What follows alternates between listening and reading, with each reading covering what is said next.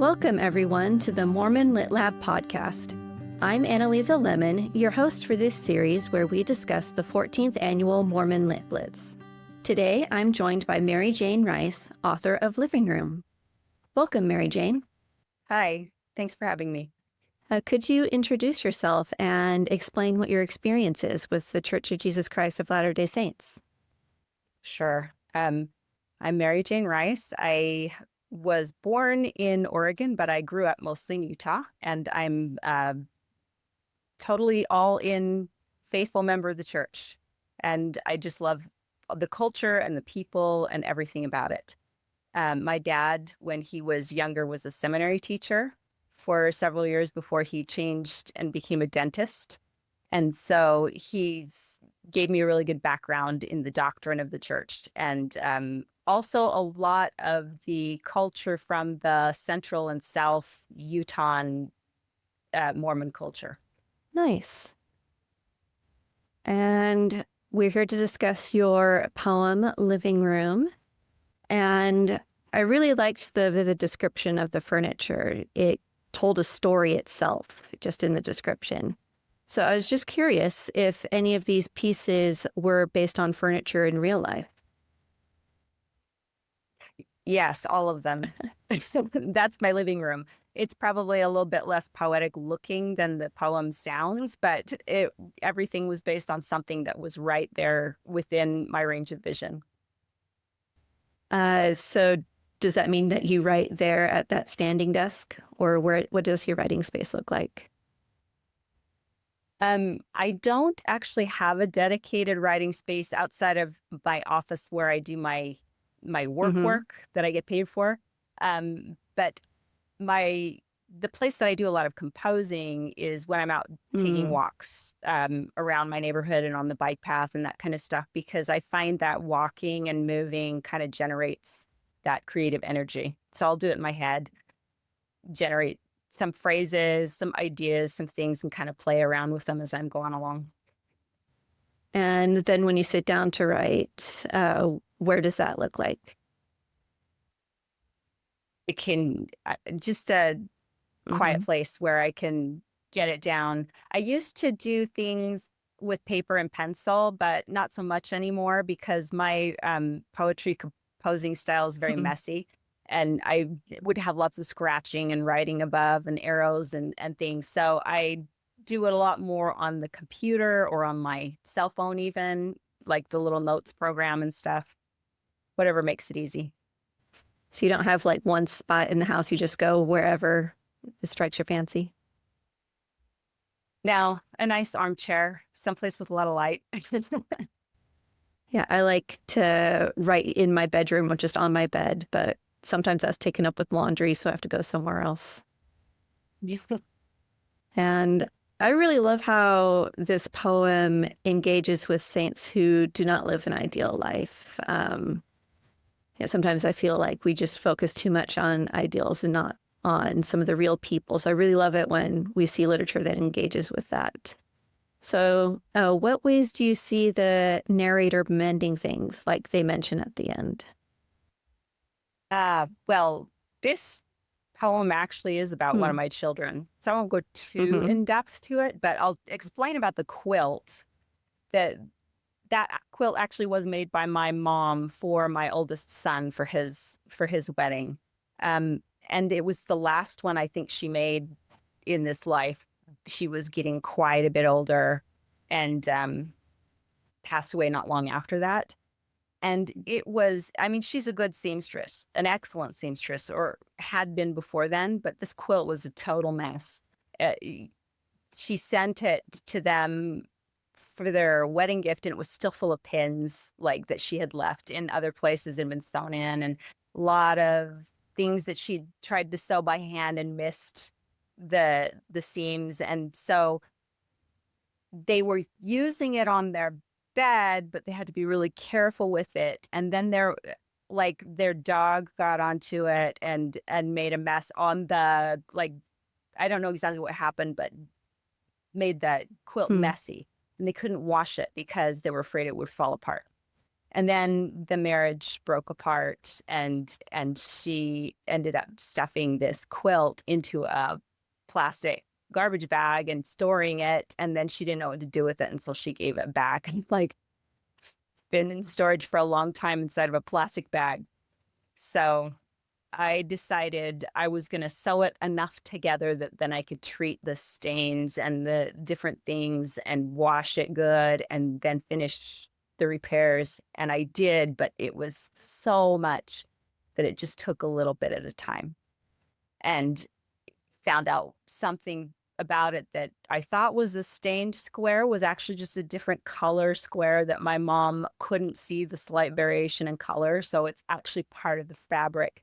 And I use this as a metaphor for my son, because there was a lot of damage done during the divorce process, but also a lot of damage from when he was younger that I wasn't aware of. And when he came back home to us, I felt like that was an opportunity for me to rectify some of the mistakes I made, because like this poem is not about him being imperfect. It's about me having been an imperfect mother. And I needed to try to help him through this situation because I in part had caused it. So that's kind of the where that was coming from. Did you find it healing at all to explore those themes metaphorically, or? I think so. And I had been thinking about it for a long time, and I had like built up this sort of imaginary story in my head that once we had repaired the quilt, then everything would be taken care of, right? And then he could move on with his life. And he kind of laughed when I told him that. And he was like, yeah, I had kind of that same feeling too. So it was kind of like everything's not worked out, right? But it was kind of one of those milestones that, like graduation or joining the young men's program or something, someplace where you can say, okay, now I'm moving from one stage to another. And we sort of determined that was a milestone for us. Yeah, one of those things that you learn from and then are able to finally just put it away.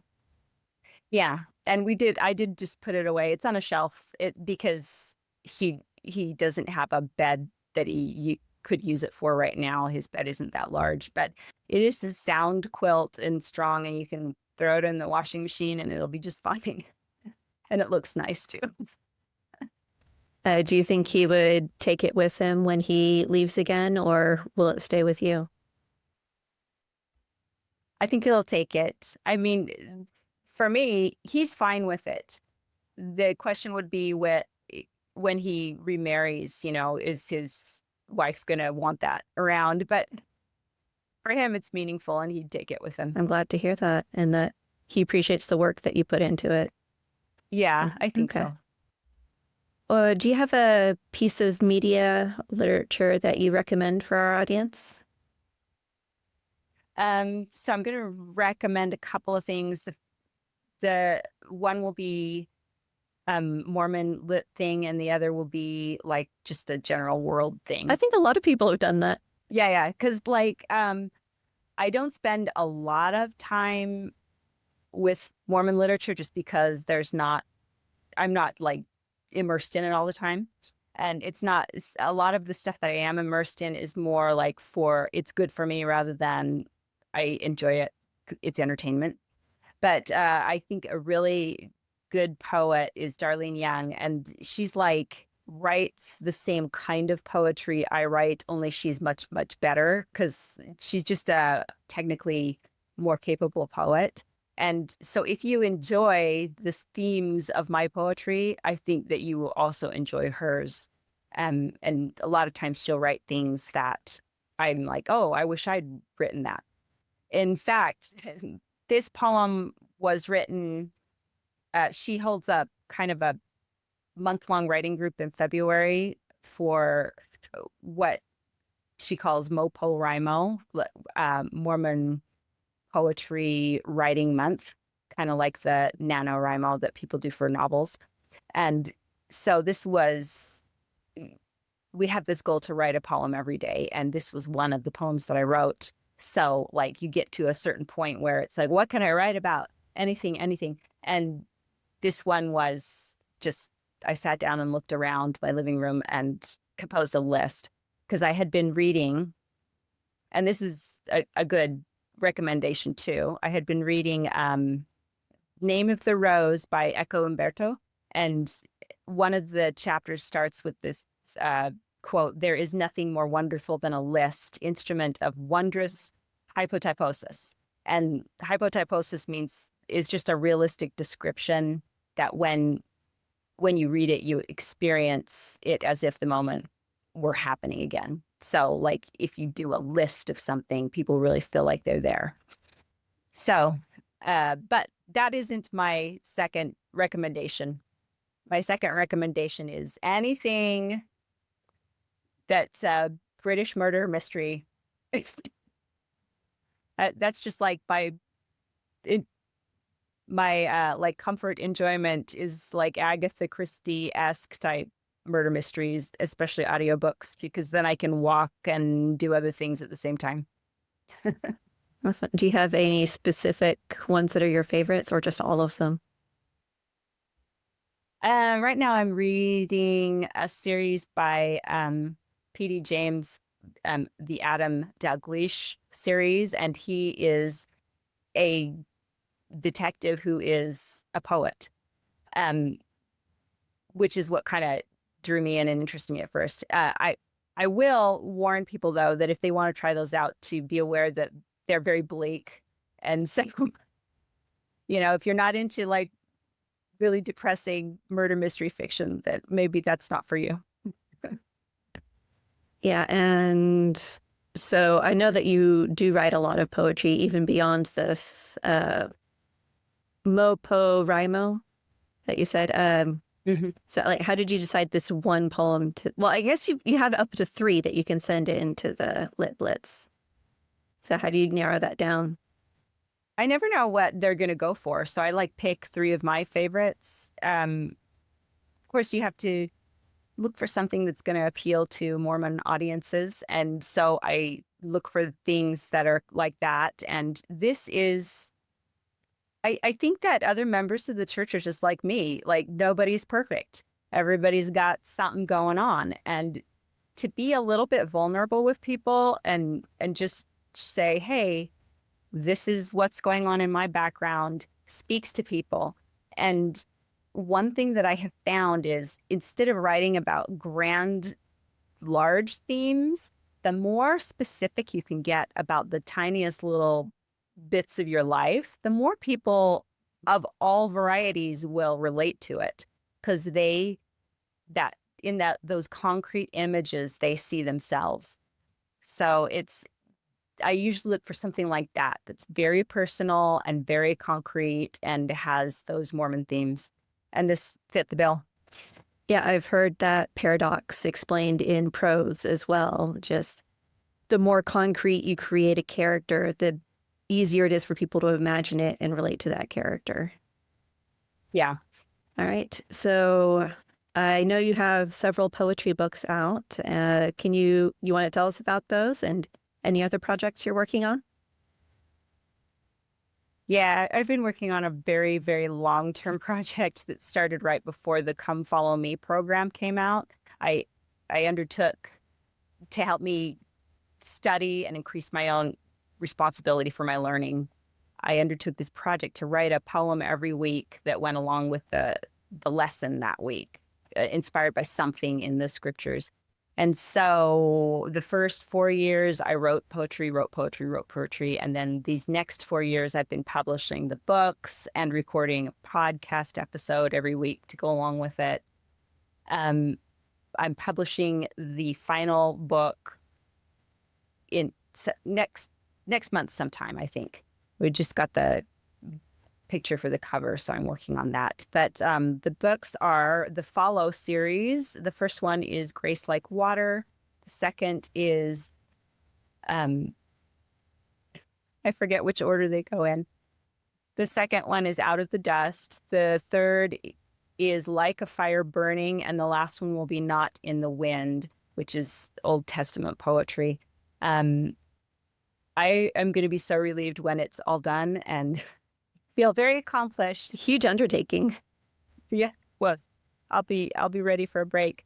They're all available on Amazon.com through there, and the podcast is called Follow a Latter-day Saint Poetry Podcast. You can get it on Apple Podcasts or Spotify.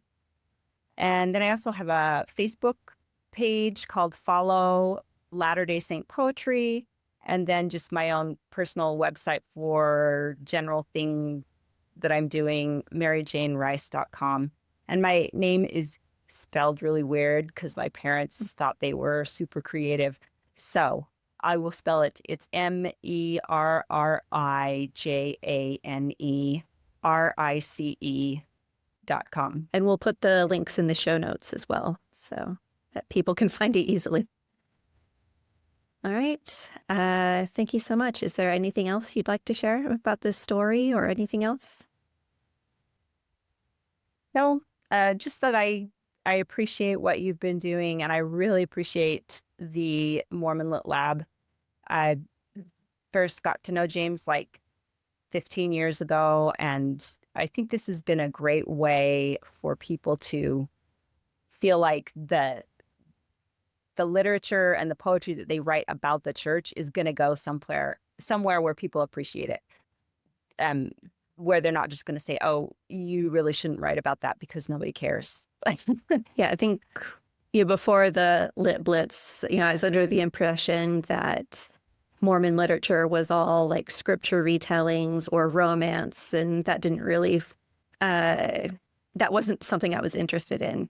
But here I've been able to really find stuff that is really interesting and different. A lot of experimental stuff. I am amazed by the imaginations of people and their willingness to try new things just to see.